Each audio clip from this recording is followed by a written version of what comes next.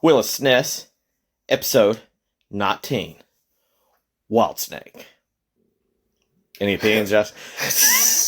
I think more like Robo Jim on Dodgeball of... Oh, yeah, the hissing cobras. I'm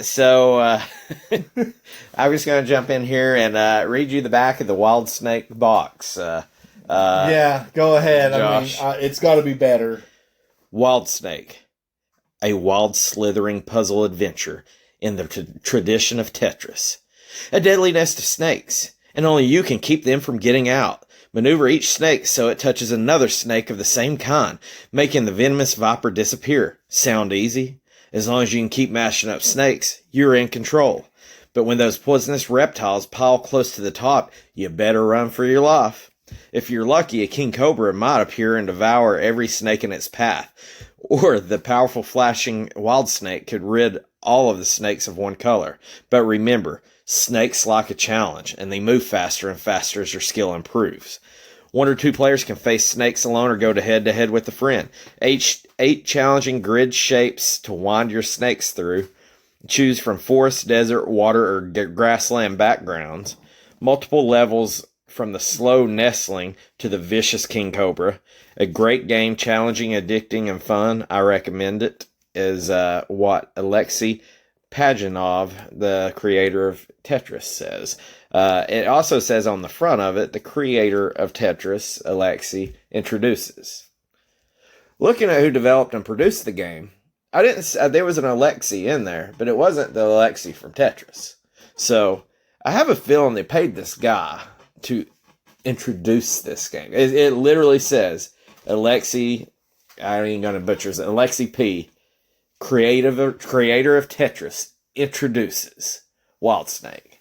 So I feel like my mind says, hey, he must have made Wild Snake. I think they paid this guy just to introduce Wild Snake. I think they paid him just for his name. Yes, I think that is it. I do not know that, and I don't know this. I looked around. I didn't care a whole lot to get too deep into this because it would just piss me off a little bit. We got bait and switch. I do not think that the creator of Tetris had anything to do with this game. No, absolutely. Other than an influence of his game. Yeah, I think that was it. But, yeah, so, and another thing that kind of, what is it they say in here? As long as you keep matching up snakes, you're in control. You're in control. I feel like that's very sexual sounding. 100%. Like, I feel like there's a Chinese finger trap and 2 snakes on each end of this thing. And I don't know. They docking. But then they also say, but remember, snakes like a challenge. I don't know any snakes. I don't know that they like a challenge. What do you think about it, Josh? I have pet reptiles. Oh, that is true. Does your snakes love a challenge? No, they don't. They just want to hide and be left alone. Okay. Well, these are wild snakes. Yours must be tame snakes. Mine are tame snakes. Hey, do you know how to catch a unique snake? No. Unique up on it. Unique up on it? You know how to catch a tame snake? No. Tame way. Look, that's a bonus. That is a bonus right there. It does literally say that Alexei, the creator of Tetris, introduces it. There is another developer in here that is named Alexei, but it's a different last name. This game came out in 1994.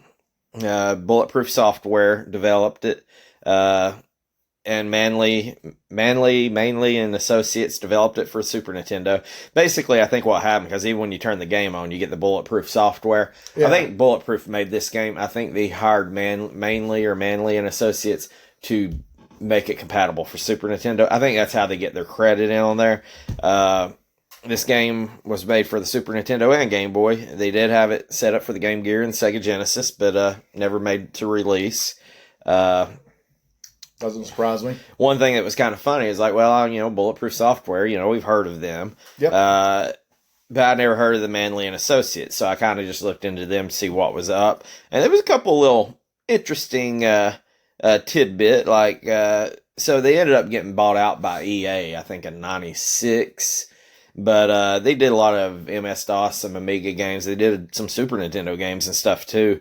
One thing that I thought was probably stood out the most with these cats, like I think they ended up doing like some of the Home Alone games and Pink Panther for Super Nintendo. But the composer of it, his name is Robert Riddihalgh, Riddihalgh.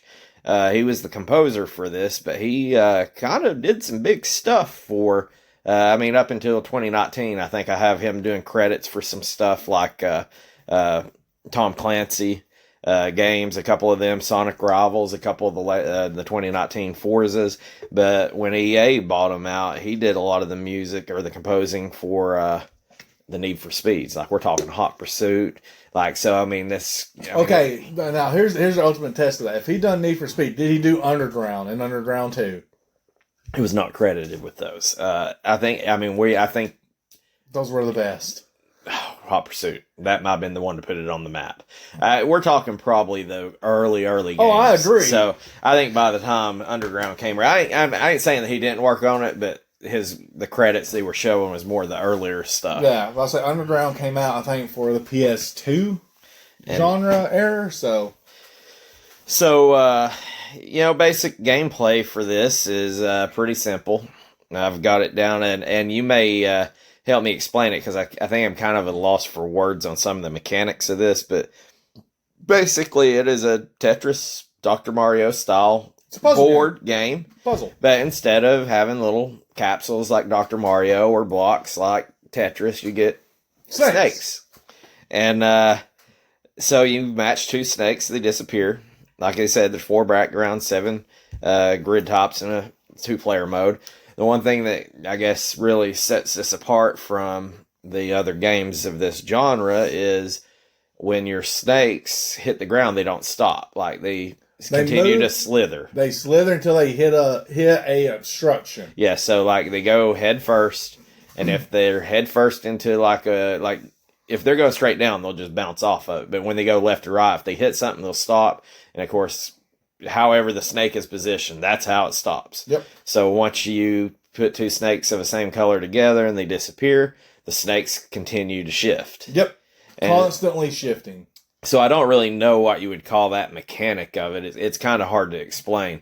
But, that is essentially the game. It is, to me, I kind of felt more Dr. Mario with it than I did Tetris with it.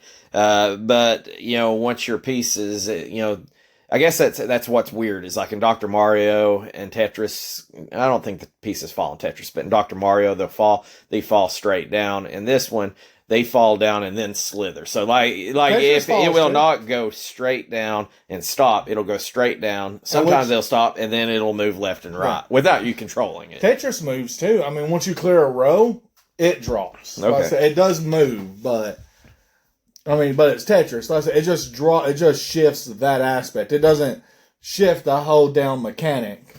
So and I guess now that I'm thinking of it, as far as the control setup for this is, you're really only using a D-pad. Yeah. I mean, you use your, to start the game and to select your options, but besides that, you don't need any button but your D-pad. So, I mean, it's pretty simple. You're not rotating the snake like you do in Tetris. And which is weird because, like I said, with this being a 1994 game, you kind of expect a little bit more. Now, I will say too that it does have a Game Boyish feel to me. It does. And I think that is why they brought Manley and Associates in. I don't know that for sure, but I think it was probably just set up for the Game Boy, and they kind of ported it over, maybe, perhaps. But anyways, is there anything you think I've missed on the gameplay or anything I've overlooked here, Joshua? I mean, the opening scene was kind of cool, I guess. The one with 3 snakes? Yeah. So there's no story, just these snakes. You want to, instead of keeping these snakes off a plane, or keep these snakes from slithering, you just try to keep them in this jar. Yeah, that's kind of what the playing grid looks like. Now, I will say that I did try some of the other playing grids are shaped like X's or obstacles or whatever. Yeah. But there's no story here. But, Just play until you can't anymore. So when it starts up, explain what these 3 snakes look, Josh. They're bluish, purple, 3 heads, 2 on the ends, 1 in the center. They're cobras and they're hissing. And it says wild snake. And it does look like it's one snake with 3 heads. Is what it looks like to me. 100%. It doesn't look like 3 unique snakes. It looks like one snake with 3 heads. So yeah, I mean that is literally all. I mean, you can get bulletproof software and a couple of trademarks pop up, and then it's just game. Yep. So I give it that. Honestly, the title screen was kind of cool. Which I guess before you get into the game, it's kind of a strange setup they got. You get in and it says options and start. And if you hit start, you're just taking the base options. But once you go into options, there's actually a little bit more to do with the game. I mean, you can select your difficulty, you can select your stages. Let's say that's all in the make it for me. Like yeah. I've got it in my area, but I might just go off your make it and put a little critique in there. Yeah, because it a little clunky, a little strange. It was. But I guess we'll just jump out of this then. I mean, there's not any real build up more that we can put to this. So we're just gonna hop right over into what makes this game. Are you good with that, Josh? Yeah. Well, I want to start with the stuff before you really turn it on. I thought the music was pretty good. Music was solid. It was very similar, but it wasn't a constant loop. I could see where somebody could say they hated this music. I like it, though. I like puzzle game music. I do, too. It's always catchy. And that's one of the reasons I actually wanted to see who the composer was for this, because I thought it was good. Nothing that blew my socks off. Nothing that was earth shattering. It was just good. Okay. A step above mediocre, I guess. Yeah. So the game style is pretty familiar. That's one good thing it has going with it too.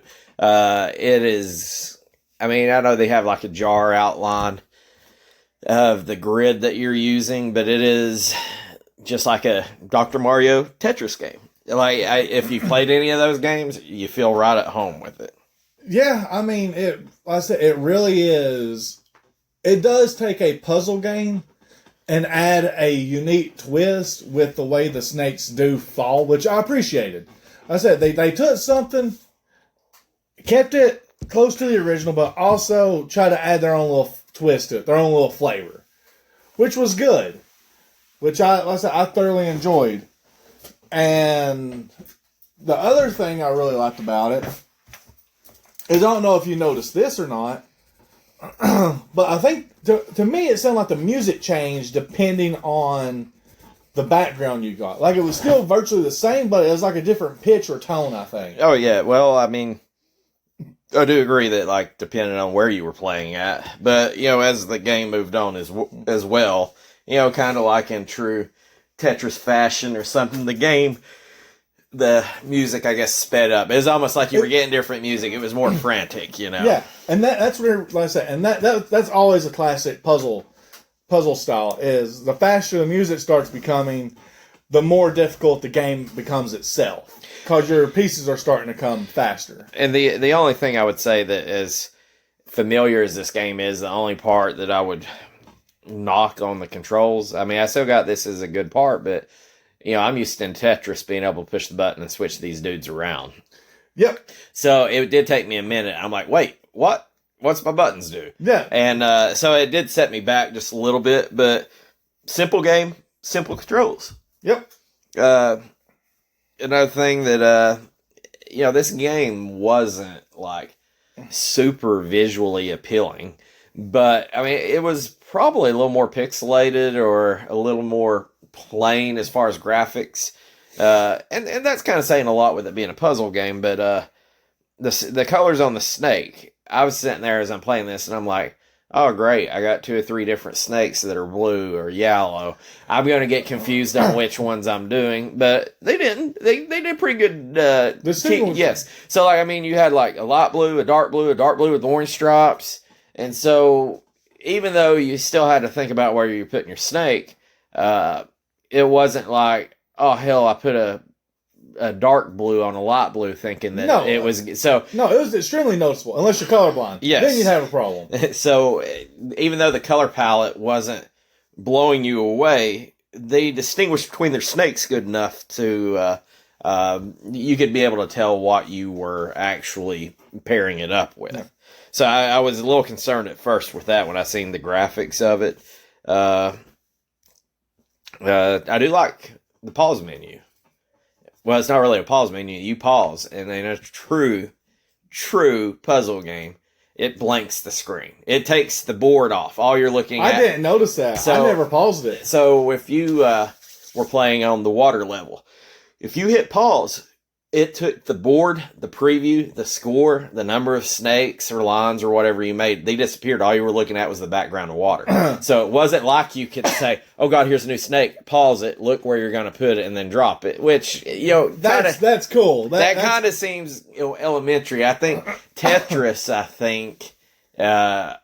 If I'm thinking right on some of the times you can pause Tetris, it just removes the pieces. When you unpause it, it puts them back, so you can't get that advantage. Yeah. Because I could see myself actually doing that once it's really getting heated. Yeah. Just hitting pause and trying to figure out where you're going to put it. Trying to find the best place. So yeah, that's actually pretty cool. And just like Tetris, they also had like a preview where they put a snake in there of some sort.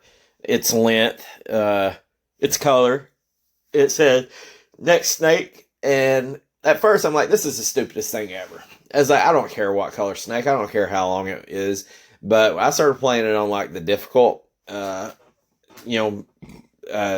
difficult. I was like, it had preview and then no preview. Yeah. And so I'm like, well, no preview is going to be the same as what I'm playing because I ain't really using this. But once I started using hard and I was like actually getting like halfway up the board, the preview I did see myself because I was just sitting there thinking, hey, I can't block these snakes off because I'd have 3 colored snakes and I get one that's like a freaking the length of the whole board. Yeah. It'd be a damn river monster coming up through here, and I didn't want to block anything off.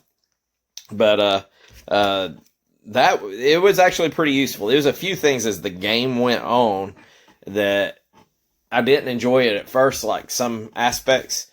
But the more I played it, it made more sense. Yeah. So I did notice one thing, though, and I don't know if you noticed this or not, and I thought it was pretty entertaining, is your special snake, the one that flashes. Right? Okay, yeah. It was always small. Yeah. Like he wasn't big. He was just a little tiny worm-looking thing. He looked like a little sausage wrapped up there. I never really noticed the length of the. He was always a small one. Okay. Now, he wasn't a big boy like the anacondas or the boa constrictors that would come up later. So I didn't play the 2-player version, obviously. No, I didn't either. And I know. I think you could spam, basically be like a Tetris attack where you made pairs and it made it tougher on the other person. But did you play the King Cobra mode in this? I tried. I thought that was the best game mode they had. King Cobra, basically, I guess you would call the normal setting like free play, where you're just trying to match as many snakes, and the score would keep up with how many snakes you had made. But then, like, you get into King Cobra mode, and it would be like challenges. So it would be like, hey, match 20 different snakes in this level. Or, hey, eliminate 60 snakes in 3 minutes or something like that. It would be like an objective base. Yeah, it made it fun. But, I mean, it was, like I said, I tried. It was fun. But my emulator, and this goes on the break it section for me. So if you got one more thing or anything like that. I got one more. Okay, I'll let you do that. And then I'll tell you why the King Cobra phase was a little bit tougher for me. Which I will tell you, the King Cobra is the only part that is marked on the speed run. And really? Yes. Got a preview, give you a little snippet to hang around. Only one person is logged in. If you want to make a speed run and hold that title, Josh, you may be able to do it.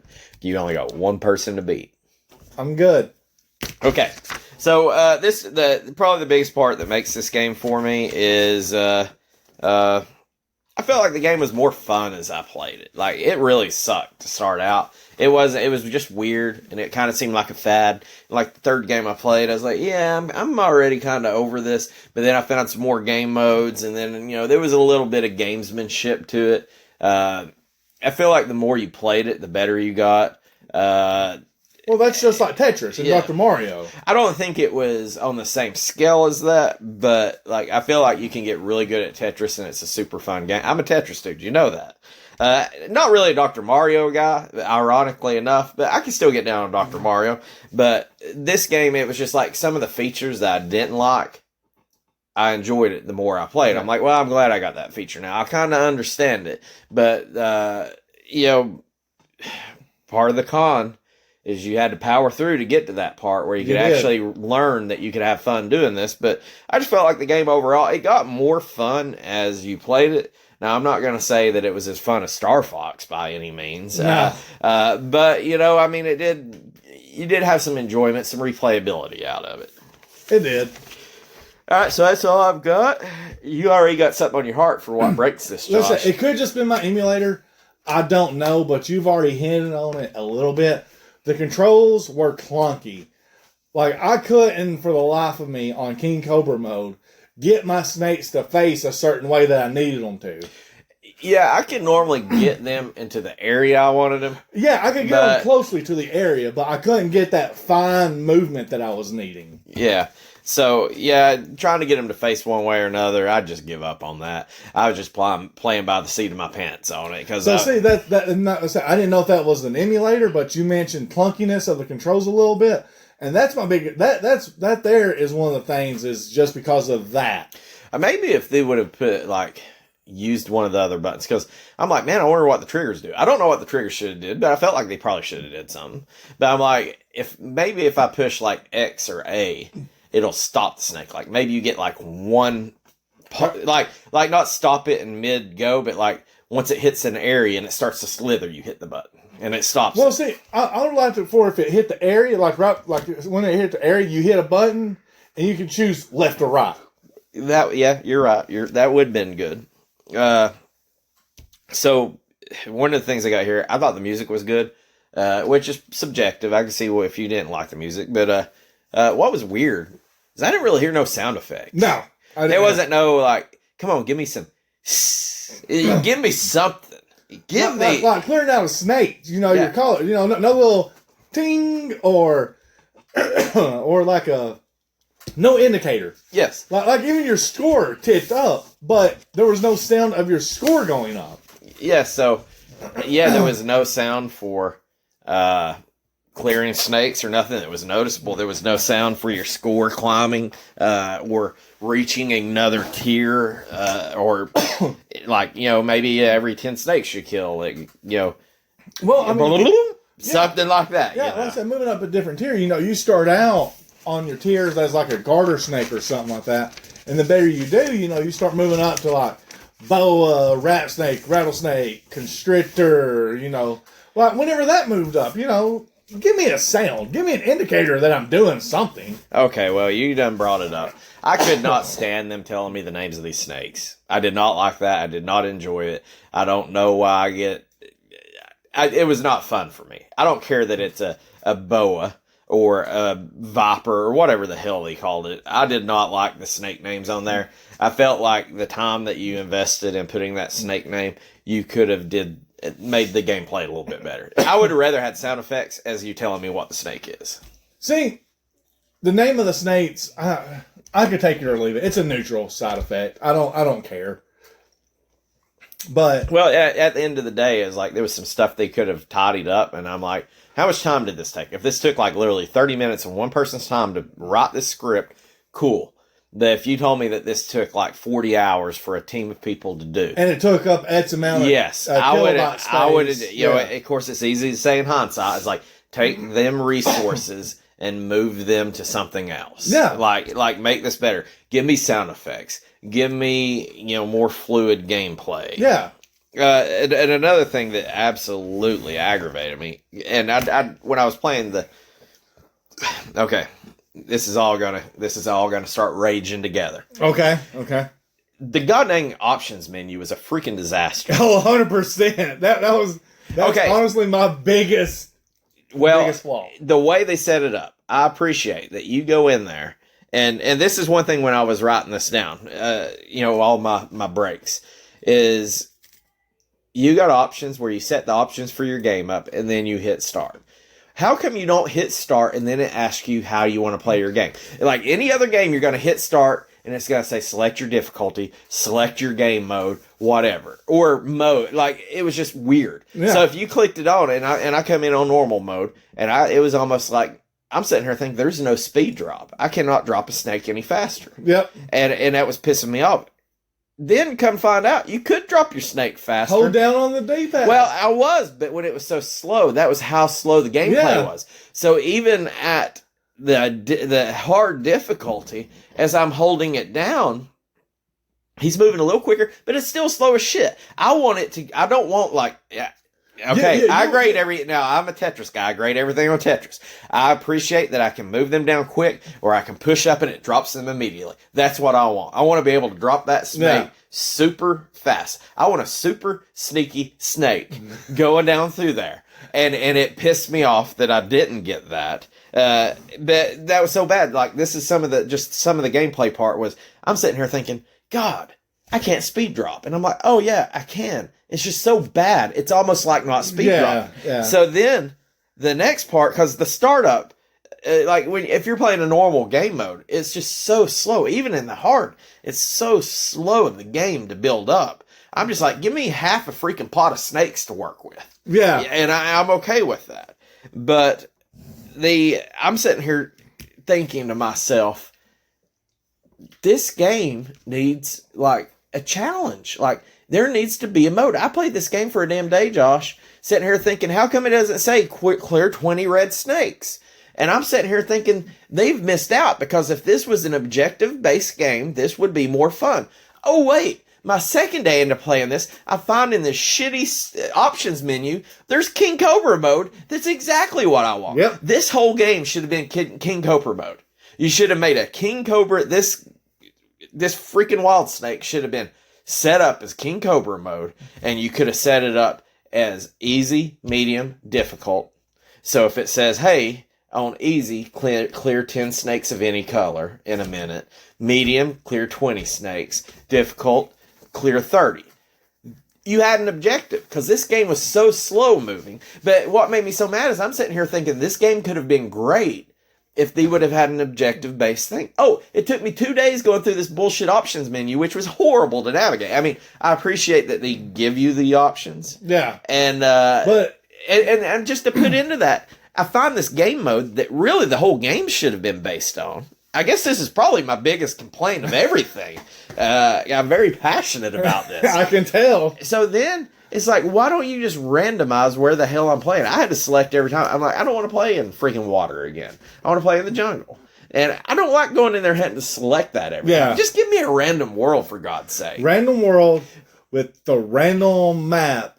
The jar that you want to call it. If anything, have the settings set to random. That way, if I want to play a specific one, I can go in there and change that. Don't just give me the same bullshit stage over and over. And so it's like, I don't know what was worse. They had the ability to give me that, and they didn't.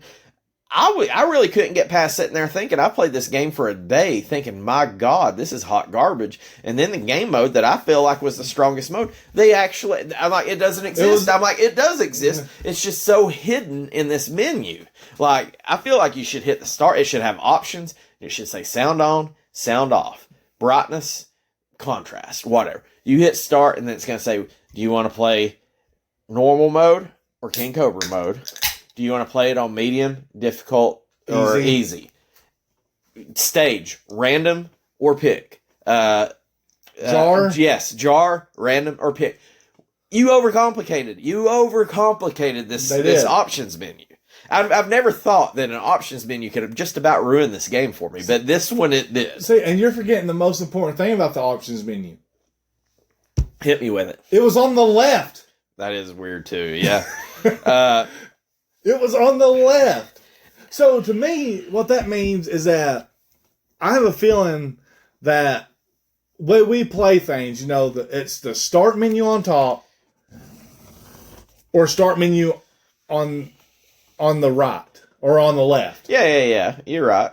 So it's either start menu on the left or start menu on the top. And To me, this seems like this was more based for a foreign, where it's backwards. Because, we Americans are backwards from everybody on the planet. Well, this was actually, I've only got one fun fact, and it's what this was called in Japan. And not really nothing crazy, but that's just another prelude to later on. Okay. But so, I'm getting this now. You're talking, hey, this seems like a foreign game. I'm sitting here thinking, because another thing I got is I'm like, this game is straight up made for a Game Boy. Like, I could see the graphics and everything doing better on a Game Boy. Because another thing I noticed was, like, the screen it had way too big a display area. The HUD, the heads-up display was just too big. Give me a wider, a more magnified view of the bottle. I mean, literally, the bottle was half the screen. The HUD was the other half. I only need, like, a sliver of HUD. Or put that at the top. Yeah. Or, like in Tetris, put it in the dead center, and you got a little space on each side. Yep. I just seemed like there was a whole lot of space that wasn't really being utilized. And when I was seeing that, I was like, I bet this isn't really noticeable on a Game Boy. And then you're sitting there telling me you're right with the options menu being like that. So I bet I guarantee you play this on a Japanese Game Boy, you probably love it. Probably love it. Be the time of your life. Play it actually on a Japanese console that was made for Japanese televisions, you'd probably love it. But yeah, like I said, it just felt like, because let's bring this all the way back to episode 1.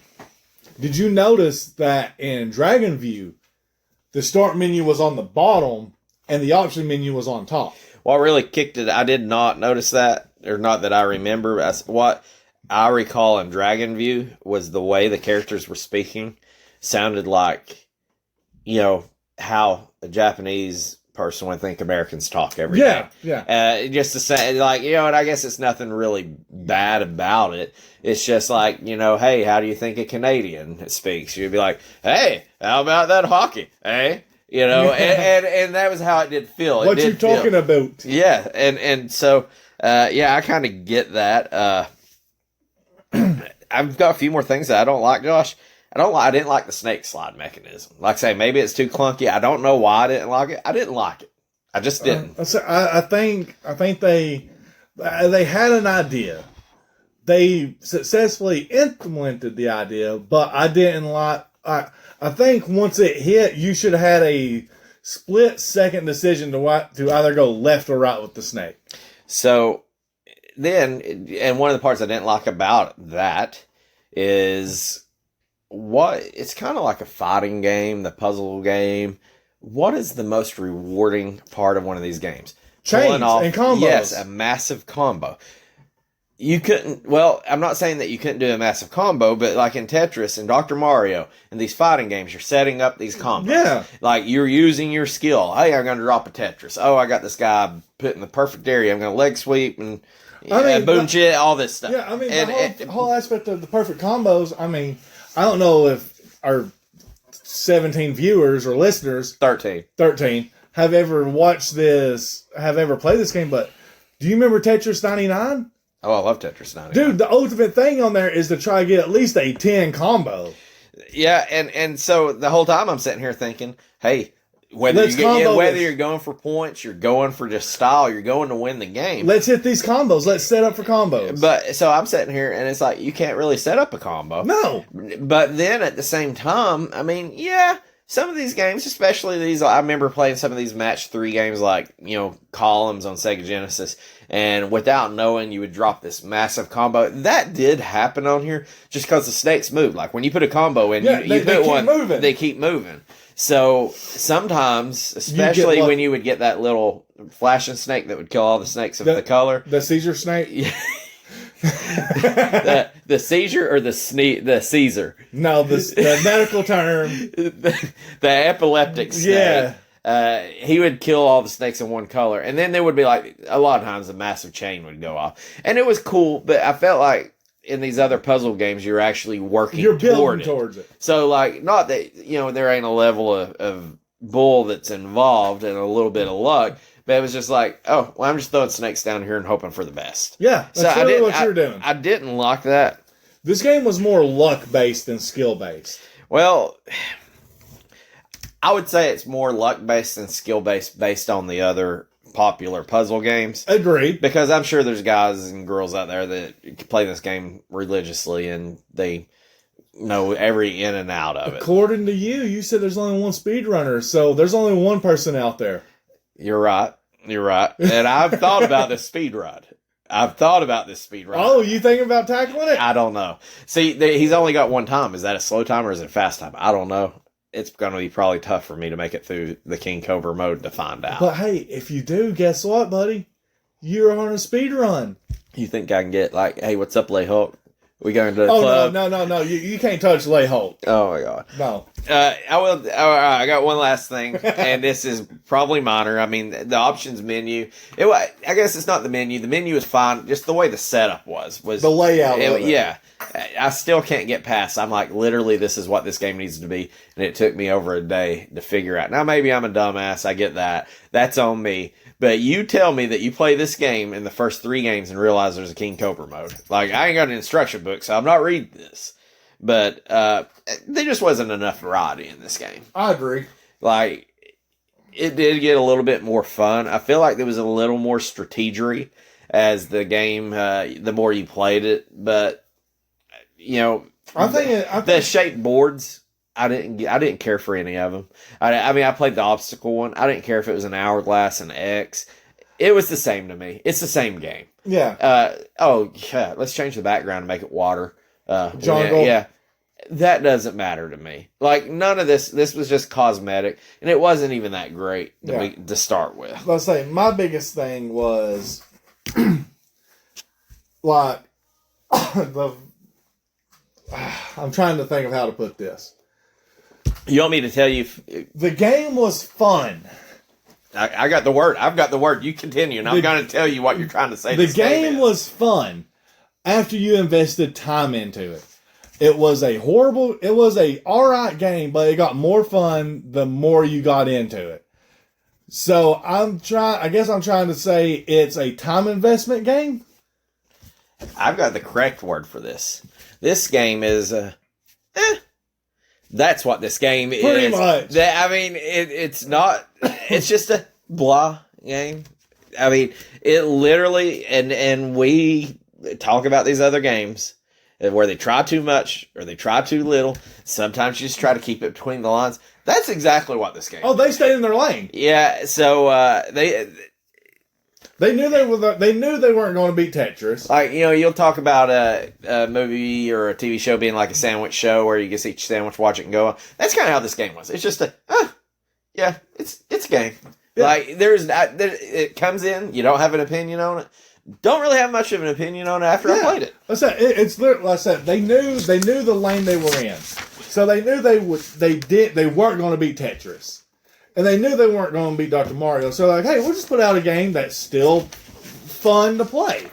Now, I guess another thing that I will say on this Break It thing, and I can be completely wrong, I still think they're bait and switching us with this Tetris bullshit. I agree, 100%. Because why do you not say the maker of Tetris, the creator of Tetris, created a new game? Why does it say he introduces the game? So when you have a guy that's introducing the Best Actor Award or the Best New Artist, does that mean they're the best new artist? No, they're just introducing it. I think they paid this dude to put his picture on the cover saying he introduced. And then on the back, using the same name, it says, from the creator of Tetris, a great game, challenging, addicting, and fun. I recommend it. Well, if you made this game, sure as hell you're going to recommend it. They straight up, and I may be wrong, but you proved me wrong. I'm standing on a mountain. They paid this son of a bitch. God, I hope they paid him well. I mean, it's not like the game's that bad that it's like tarnishing his name. And it is very obviously a clone of the popular, like I say, you got to copy a game, copy the best. Yeah. But why does there just a little... It's almost like they made the game, they got him to agree, they paid him enough money. It's almost like they put a little clip art on the top that says, Alexi, the creator of Tetris, Alexi, introduces. And then on the back he says, it's fun and addictive, I recommend it. Well, no shit. They're paying you. Yes, he did not make this game. I do not think that he had shit to do with this game. The only thing he had to do with this game is they took his formula. They basically Michael Jordaned him. They're like, hey, we just want to use your name. Here's probably a boatloads of rupees or whatever the hell they got over there. And, Ruples. Yeah, same thing. Rupees, Zelda, Ruples. Yeah. Ruples is Russian. Rupees is Zelda. So if this was made in Japan, it'd be yen. If it was made in Vietnam, it'd be dong. Well, this game had a bunch of dong in it too. So that's all I've got to beat this game up with. I don't know if the options menu really bother me, but I feel we got bait and switched. And I don't like that either. I don't like being bait and switch. Now it wasn't as bad. Now you can tell me that this guy did make this game, and you can kind of see the effects of it. But I feel like he would have put a better game out. I agree. And there's a Tetris movie coming out. I ain't watched it, but I don't even know if it's out yet. But it's not out yet. Oh, I can guarantee I'm going to be sitting there getting my rocks off watching this. Not that I'm any good at Tetris. I just like Tetris. So I've got one review. This game is actually reviewed pretty well. Was it from the creator of Tetris? No. He introduces this review. I've got a review by Next Generation Magazine. I think it's a pretty accurate one. It's a solid magazine. I've got a fun fact. I got our price charting, and I got our speed run. Do you want to have the fun fact speed run or the review first, Josh? Go with the fun fact. Okay, I only got one fun fact for this. You don't overthink it, because it's not really too far-fetched. We're talking about Wild Snake. In Japan, do you know what the translation, I guess, is to the game that they had? I feel like you have to say it with the accent. Super Snaky is Super Snaky. In Japan, that's what they do. Okay, Super Snaky. So, all right. So you want review or you want speed run? Well, you already done a review, so wouldn't it be price charting? No. I've not did the review from Next Generation. What they said about this game when they reviewed it. Oh. Then yeah, let's do the review. So it actually was reviewed higher than I thought it would be. Like, there was a couple of reviews saying, oh yeah, it's cool, whatever. But Next Generation, I felt like hit the nail on the head. And I feel like their ranking out of 5 stars is probably right. They ranked it 3 out of 5 stars, stating that Wild Snake manages to entertain, if only as a watered-down version of the game that it so desperately strives to beat. And so I'm sitting here thinking, I was like, this game is just a mediocre game. It's literally, I'm guessing they're not giving half stars because it's probably a 2.5 out of 5, 3 out of 5. I mean, I feel like it was, if I had to give it a 2 or a 3, I would put it on the 3 side too. Yeah. And it basically, that is it. It's just a watered down version of a Tetris or Dr. Mario. Again, they stayed in their lane. They produced a game that was in the lane, and they knew they weren't going to beat Tetris or Dr. Mario. Right. The only thing that I'm wondering is, with it being out in 94, if they actually were able to cash in a lot of money off this. If this game was in 92 or so, I could see people locking, like, not really locking, I could see the sales. This coming out in 94, I feel like it probably did pretty poorly.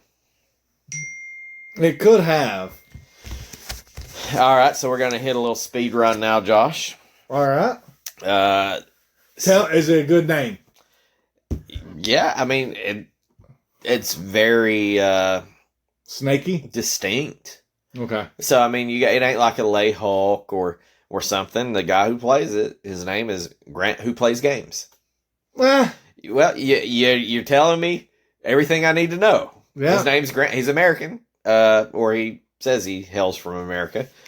He's the only person who's beat King Cobra mode. Now, I've only played like 4 stages in a King Cobra mode, so I was already worn down after a day of playing this. Yeah. I don't know if this is a good time or not, Josh.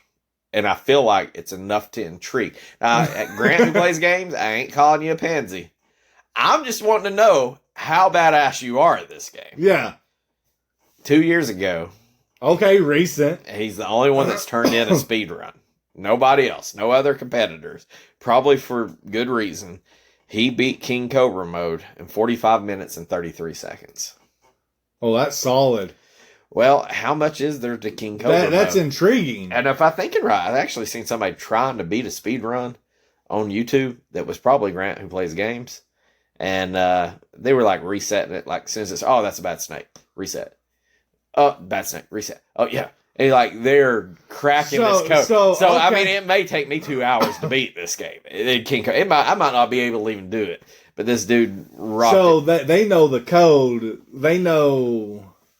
I would guess, and I don't know if that's Grant who plays games that I've seen on YouTube, but I'm like, there's way too much into this. Yeah, that's all right. I'm not touching that. You can touch it. You can attempt it.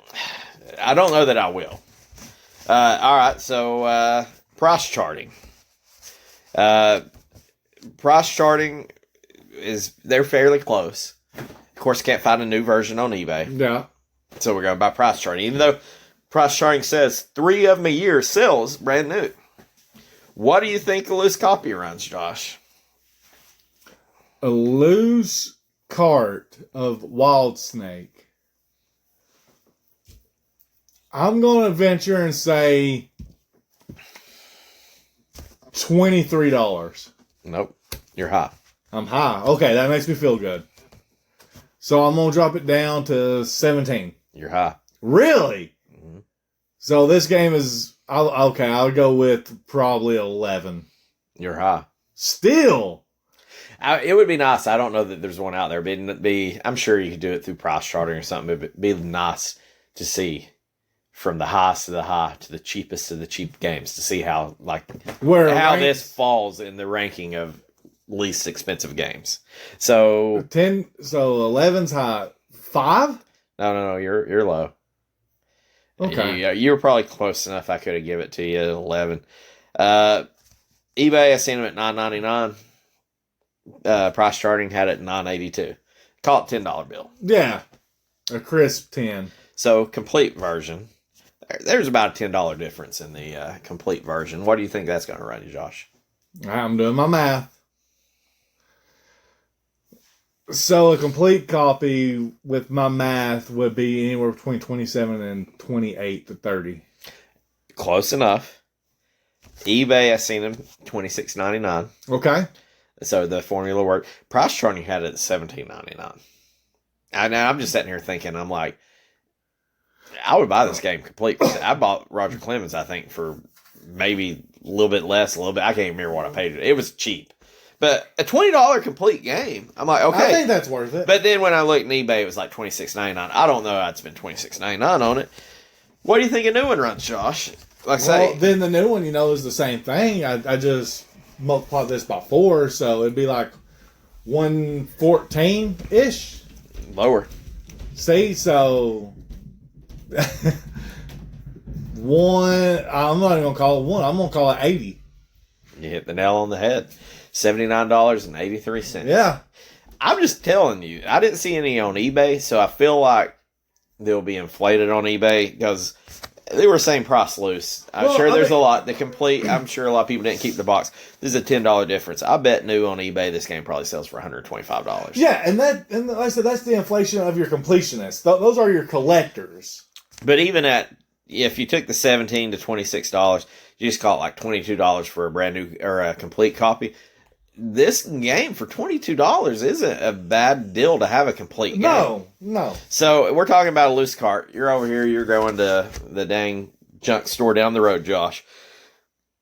Somebody says, hey, you can either have this game or I'll give you $5 cash. Which would you take? I'll take the game. For $10, I'd take the game. Yeah, I'd take the game. $20, I might take the cash. Yeah. It wasn't the game was bad. It just wasn't great. It wasn't good. Yeah, it wasn't good. It wasn't great. But also, I feel like it'd be worth more if you took the cart versus the game, versus the cash at that point. I could go ahead and tell you now, if I walked into the junk store and I bought like a lot of games, say I just bought like 4 games. They said, you buy one, you buy all. And, say it was I was buying that lot for something else. But they said 4 games, $40. And I did that. And I dropped $10 on this game. I think it's probably worth $10. Yeah. I would have no problem with that. I wouldn't be mad about that. And, especially if I was a collector, I definitely wouldn't be mad at that. Yeah, I mean, just like say, middle of the road. It ain't trying to wow you. It's all right. It's just trying to give you, I guess it's really advertised as what it is, other than you trying to throw a Tetris guy on the front of it. It was all right. All right, so we're just going to rank this thing, Josh. So I'm sitting here thinking, because I know running through all these games, it takes a minute. And we've not discussed this. But I think after we hit our 20th game, which will be next week, I think we're going to break this down into seasons where we just do a top 10 list. And every 10 we add, maybe we put them into here. We'll talk more about it. Okay. Just that way we're not running through a list of like 50 possible games as we're ranking. Yeah. So I say once we get to an area, like I said, we'll keep doing this the way we're doing. But I was thinking, like say once we did hit 50, we'll come in and immediately go, all right. So this is where we're going to rank this game in between such and such. Well, and we do have a Willis Nest Facebook page. So I think we're just going to keep a running tally pinned to the top of what these games are ranked. So even if we do have 30 games on there and we're going to add 10 in, we can insert them, have our own episode for that. But that's not here or there. I'm going to hammer out your top 18 games, Josh. Okay, yeah. And then you can just tell me where you're at. Number 1, Star Fox. Rightfully placed. Family Feud number 2, Super Putty 3, Mickey and Minnie at the Circus 4, Dragon View, True Lies, Jeopardy Sports, Fatal Fury 2 at 8, Mr. Nuts, Time Slip, Dracula at 11, No Escape, Terminator, Roger Clemens, Kid Cleats at 15, Obidus, Mario's Time Machine, and The Untouchables. So you got 18 games. And I don't know where I'm putting mine at yet. This is kind of an interesting game. It's a very interesting because game. It's not good, it's not bad, it's just So, and technically to me, I think this is our first puzzle game because I wouldn't count Mario's Time Machine as a puzzle game. Right. I would say probably the truest game that we played that I would call a puzzle game would probably be Super Putty. Just because it wasn't like you had to, I wouldn't even really call it, I guess, a puzzle game. That was an arcade game. Yeah, you're right. So, where are you going to drop this? And this is tough for me because I'm a puzzle guy. I like the I love trivia puzzles. games. I love trivia. I love puzzles. I think I'm going to probably put this right in between Jeopardy Sports and Fatal Fury. 1. It wasn't 2. I'm still sticking by my guns on that. Okay, so Jeopardy, Sports, and Fatal Fury, which means that you put Wild Snake as your new number 8 game. Yes. So we got 19 games. This is in the top 50%. As of right now. Because like you said, it was all right. It wasn't terrible. You're right. It wasn't great. So therefore, it doesn't go on Mount Rushmore. No, I just telling you, your Mount Rushmore right now. How many was it? 4 on Mount Rushmore? 4. Star Fox, Family Feud, Super Putty, Mickey and Minnie. Even though I'm not a Super Putty, big on Super Putty as you are, I don't know, looking at my list, I don't know that this game's going to come close to it. I know what you're thinking, it would not come close to it. I don't know, I'm kind of gut check. Alright, so I'm going to hammer down 1 through 18 of mine. Star Fox, Jeopardy, Sports, Dragon View, True Lies, Family Feud at 5, Mickey and Minnie at the Circus, Mr. Nuts, Time Slip, No Escape, Terminator at 10, Super Putty, Dracula, Fatal Fury 2, Roger Clemens, Kid Cleats at 15, Obidus, Mario Time Machine, and Untouchables. So this is literally a middle of the road game to me. So we got 18 games. Let me go up here to number 9 and look. So we've got No Escape, Terminator, Super Putty. I like this game more than Super Putty. I'm just going to say that. I think I like this game more than Super Putty. So if that's true, then you would definitely put it in between Super Putty and Dracula because you hated Dracula. Yeah, I didn't like Dracula. I know where this game's going. I'm not really proud of it, but in this, I may be way too high. This may be a re-rank. But I'm sitting here looking at it. I think that this game, I think this is a testament to the quality of games that we've played.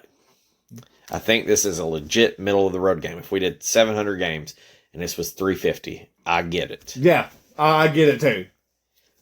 I'm putting this game in between Mickey and Minnie and Mr. Nuts. I'm putting it at the new number 7. Oh, okay. And I don't know how I feel about it, but I think if I had to play Mr. Nuts for 3 days straight at this point, or Wild Snake, I would play Wild Snake. I think. I think you get more. I think you get more enjoyment out of Wild Snake, personally. All right, so that's 19 games, Josh. The 20th one. I guess we're going to start season 2 with the 20th one, and we're just so we break these lists up.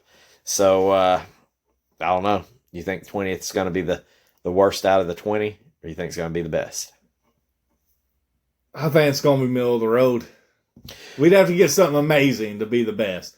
And personally, I think we have the worst already. I think we have the worst. Before we leave, you have anything else you want to add about Wild Snake, I guess? No, I'm good. I don't have anything else. Mediocre game. It was all right to play. I think the price charting helped me with this game, because if you had told me this was a $100 game, I'd tell you lost your damn mind. Agreed. And there's stupid games that are worth that amount. But it's a cheap game. Kind of feels like a cheap game. But you knew what you were getting into. Yeah. They didn't try to overperform, which made it mediocre. So, like I said, it was down the middle.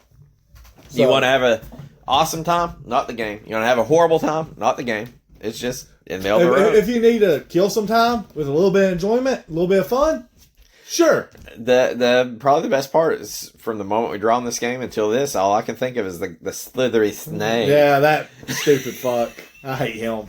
He's funny, man. He's not funny. All right, would you rather play this game for an hour or listen to him for an hour? Play this game. I don't know. That's 100%. Play this game for an hour. Well, we're going to come back and do episode 20. We went long on the Star Fox. We're going a little short on this one. I guess we'll see you 1 week from now. See y'all.